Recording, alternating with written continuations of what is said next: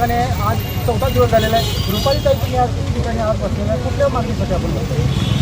14 दिवस झाले आत्तापर्यंत कुठली कारवाई नाही. पुढची भूमिका काय आपली? 14 दिवस झाला आज आम्ही घोषणा बसून अजूनपर्यंत कुठली कारवाई केली नाही. तर आम्ही ह्यापुढं मोठं आंदोलन करणार आहे.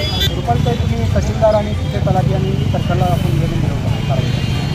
त्यांना निवेदन देऊन पत्र देऊन प्रांतसाहेबांनी सुद्धा कुठली कारवाई झाली नाही.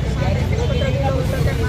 तरीही आजपर्यंत कुठलीही कारवाई झाली नाही. त्यांची चौकशी झाली नाही. अजूनपर्यंत काही दखल घेतली नाही आमच्या घोषणाची. त्यामुळं आम्ही पुढं मोठ्या प्रमाणात आपल्या आंदोलन करणार संघटनाकडून काय मागणी आहे? आता तुमच्या संघटनेची पुढची भूमिका काय? आहे. आम्ही आतापर्यंत जर कारवाई झाली नाही त्यामुळे आम्ही मोठं आंदोलन करणार आहे. आणि आमच्या मागण्या आहेत की ते शासनाने याची दखल घ्यावी आणि त्यांच्यावर कुठल्या मागणी? मोहोळ तालुक्यातील सर्व विनापरवाना मीठभट्ट्यावर तात्काळ कारवाई करावी. संबंधित तलाठी तहसीलदार मंडलाधिकारी यांची चौकशी करून त्यांना सेवेतून बडतर्फ करावे.